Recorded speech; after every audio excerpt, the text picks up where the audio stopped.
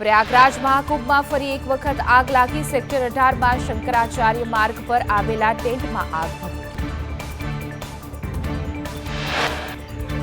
प्रयागराज महाकुंभ में 40 करोड़ थी पण वधु श्रद्धाळुओए संगम तीर्थ पर पवित्र स्नान करी पुण्यનું ભાથું બાંધ્યું। અખાડાઓએ પેકિંગ શરૂ કરી। પ્રયાગરાજમાં મહાકુંભનો આજે 26મો દિવસ છે। આજથી શરૂ થશે સાંસ્કૃતિક કાર્યક્રમો।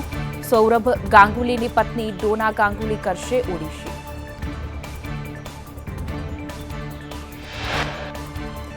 મુખ્યમંત્રી ભૂપેન્દ્ર પટેલ પત્ની સાથે પ્રયાગરાજ પહોંચ્યા। બપોરે સંગમ તીર્થ પર પવિત્ર સ્નાન કરશે।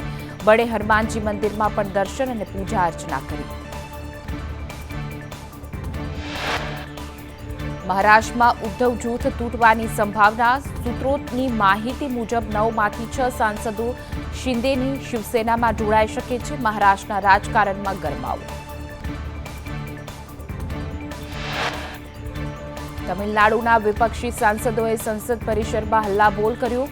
શ્રીલંકન મરીન દ્વારા ઝડપાયેલા ભારતીય માછીમારોને છોડવા માંગ ઉઠી।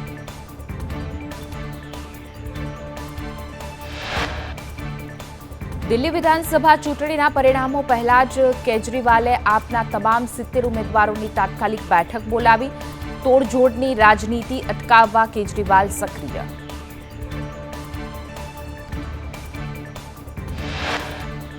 આપના સાંસદ સંજય સિંહે ભાજપ પર આરોપ લગાવ્યો। કહ્યું કે ભાજપના કેટલાક નેતાઓ આપના ઉમેદવારોને 15-15 કરોડની ઓફર કરી રહ્યા છે।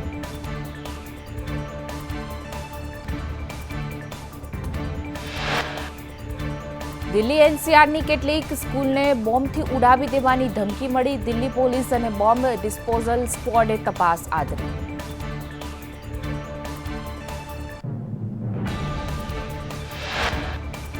વડાપ્રધાન મોદીની અધ્યક્ષતામાં આજે કેબિનેટની બેઠક મળશે। આવકવેરાના નવા બિલને મંજૂરી મળે તેવી શક્યતા છે।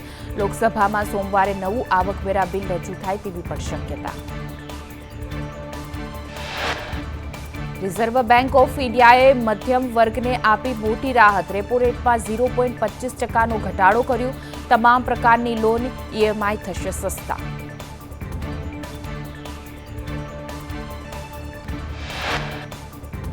યુજીસીના નવા ડ્રાફ્ટ નિયમોને લઈને દિલ્હીના જંતર મંતર પર વિરોધ પ્રદર્શન। રાહુલ ગાંધીએ કહ્યું કે આરએસએસ પોતાના વિચારો લાદવા માંગે છે।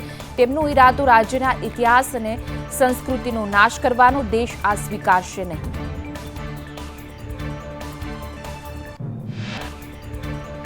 પાટીદાર આંદોલન વખતના કેસો પાછા ખેંચાયા। પાટીદાર આગેવાન દિનેશ બાંભણિયાએ તમામ કેસ પાછા ખેંચવાનો દાવો કર્યો કે પાછા ખેંચવા બદલ બાંભણિયાએ સરકારનો આભાર માન્યો।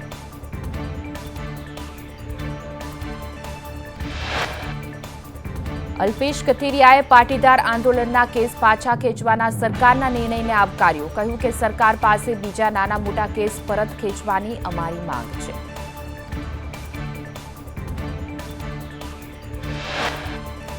અલ્પેશે કહ્યું કે પાટીદારો સામેના 14 કેસ પરત ખેંચાશે, જેમાં 2 રાજદ્રોહના કેસ છે। સુરત, અમદાવાદ અને મહેસાણા સહિતના શહેરોમાં પાટીદાર અગ્રણીઓ સામે કેસ નોંધાયા હતા।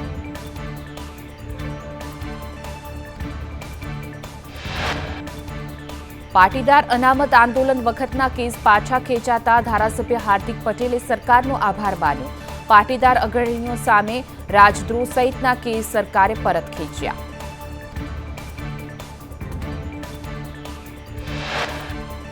હાર્દિક પટેલે કહ્યું કે પાટીદાર આંદોલનથી સવર્ણને 10% ઈડબ્લ્યુએસનો લાભ મળ્યો। 1000 કરોડનું યુવા સ્વાવલંબન પેકેજનો લાભ મળ્યો। પીએમ મોદી અને રાજ્ય સરકારનો આભાર।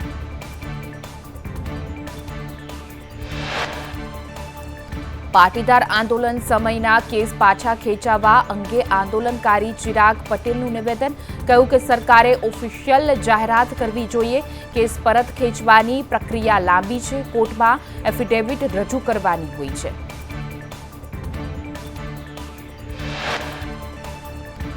ગાંધીનગરમાં ગૃહ રાજ્યમંત્રી હર્ષ સંઘવી ક્રિકેટ રમ્યા। જીએમસી ક્રિકેટ ટુર્નામેન્ટમાં હર્ષ સંઘવીએ બેટિંગ કરી તમામ કોર્પોરેશનની ટીમ વચ્ચે ટુર્નામેન્ટનું આયોજન।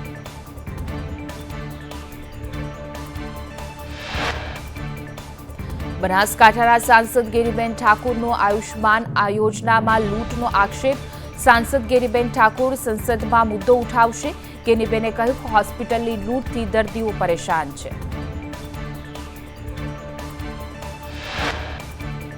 સાંસદ ગેનીબેને કહ્યું કે કાર્ડમાં પૈસા નથી કહીને દર્દી પાસેથી હોસ્પિટલના સંચાલકો બેફામ પૈસા વસૂલે છે. સંસદમાં આવી હોસ્પિટલ સામે કાર્યવાહીની માંગ કરીશ. અમદાવાદના ધરણીધર વિસ્તારમાં પાખંડી આસારામના પોસ્ટર લાગ્યા. મોટેરા આશ્રમમાં માતૃપિતૃ પૂજન દિનની ઉજવણીનો પોસ્ટરમાં ઉલ્લેખ કરાયો. 14મી ફેબ્રુઆરીએ ઉજવણીમાં લંપટ આસારામ હાજર રહેશે. સુપ્રીમ કોર્ટે આસારામને આપેલા શરતી જામીનમાં અનુયાયીઓને ન મળવાની શરત છે, ત્યારે જામીનની શરતનો ભંગ કરતા આસારામે મેળાવા અને ઉજવણીનો કાર્યક્રમ આયોજિત કર્યો.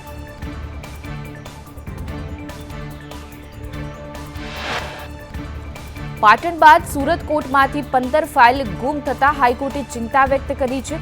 સુરતના એક જજ વર્ષ 2019માં પોતાની પાસેથી 15 ફાઇલ લઈ ગયા હતા. જો કે આ ગુમ થયેલી 15 ફાઇલ પરત મળી આવી હતી.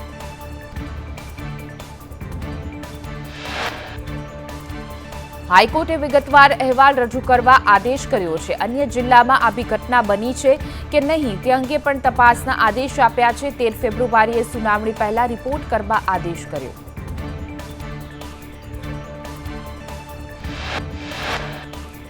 સુરતમાં વેરા વસૂલવા પાલિકાની કડક કાર્યવાહી. કનકપુર ઝોનમાં 212 મિલકતોને સીલ મારવામાં આવી છે. પાણી અને ડ્રેનેજના જોડાણ પણ કાપી નાખ્યા.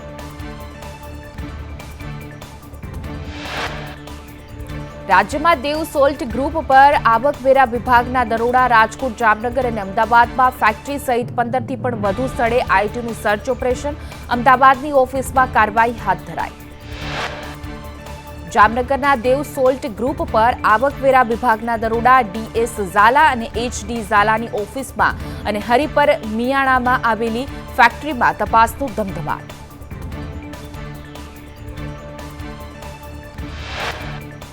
ઊંઝાગંજ બજારની પેઢીમાં વેપારીના આપઘાત કેસમાં સુસાઇડ નોટના આધારે પોલીસે ગુનો નોંધ્યો. મહિના પહેલા વેપારીના આપઘાત કેસમાં સંજય પટેલ અને મુકેશ શાહ સામે ફરિયાદ નોંધાઈ.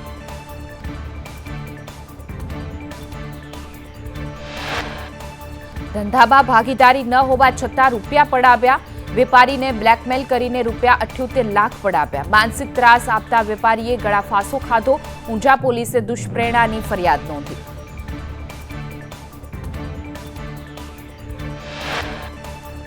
ગીર સોમનાથમાં અકસ્માતમાં 3ના મોત મુદ્દે સીમાસીના પેટ્રોલ પંપ સંચાલક સામે ફરિયાદ દાખલ છે. હાઈવે પરના ડિવાઈડર તોડવાના કારણે અકસ્માત થયાનો ખુલાસો.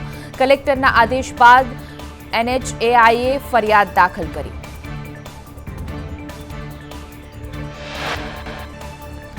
થરાદમાં ઇલેક્ટ્રિક શોરૂમમાં મોડી રાત્રે અગમ્ય કારણોસર આગ લાગી. ફાયર વિભાગે આગ પર કાબુ મેળવ્યો. આગ બાદ શોરૂમમાં રહેલો સામાન બળીને ખાખ થયો.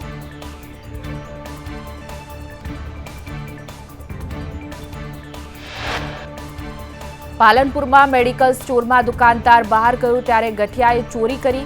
ગઠિયો કાઉન્ટરમાંથી ₹5,000 લઈને ફરાર થઈ ગયો. ચોરીની સમગ્ર ઘટના સીસીટીવી કેમેરામાં કેદ થઈ. સુરતના વેસુમાં મંદિર અને દેરાસરમાં ચોરી કરનાર 2 સગાભાઈની ધરપકડ કરી. આરોપી રાજસ્થાન ભાગે તે પહેલા જ ઝડપી પાડવામાં આવ્યો.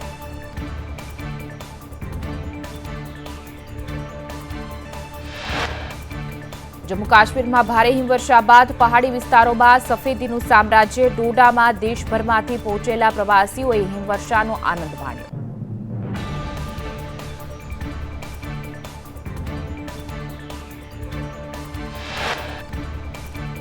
જમ્મુ કાશ્મીરમાં હિમવર્ષાનો આનંદ માણવા પ્રવાસીઓ ઝેડ ટનલનો ઉપયોગ કરી સોનમર્ગ પહોંચ્યા. સ્થાનિકોએ કહ્યું કે ટનલ બનાવવાના કારણે રોજગારી મળી.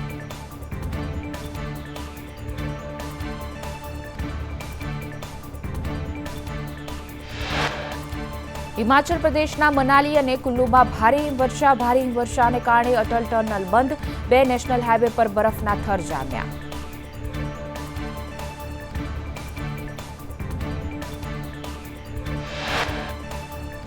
હિમાચલ પ્રદેશના મનાલી અને કુલ્લુમાં હિમવર્ષા, પ્રવાસીઓમાં આનંદ. હિમવર્ષાને કારણે પહાડો પર બરફના થર જામ્યા છે. કાતિલ ઠંડીનો અનુભવ. જમ્મુ કાશ્મીરના ડોડામાં હિમવર્ષા, ભદેરવાહમાં ભારે હિમવર્ષાને કારણે રસ્તાઓ બંધ થયા છે. પહાડી વિસ્તારોમાં સફેદીનું સામ્રાજ્ય છવાયું. રાજ્યમાં પવનની દિશા બદલાતા ઠંડીમાં ઘટાડો. નલિયામાં સૌથી ઓછું 8.6 ડિગ્રી તાપમાન નોંધાયું તો અમદાવાદમાં 14.3 અને ગાંધીનગરમાં 13.4 ડિગ્રી તાપમાન નોંધાયું. એએમસી કમિશનરે વર્ષ 2025-26નું ડ્રાફ્ટ બજેટ રજૂ કર્યું છે. 2025-26ના બજેટમાં 3,200 કરોડનો વધારો કરાયો છે. એએમસીએ 2025-26માં 14,000 કરોડનું બજેટ રજૂ કર્યું.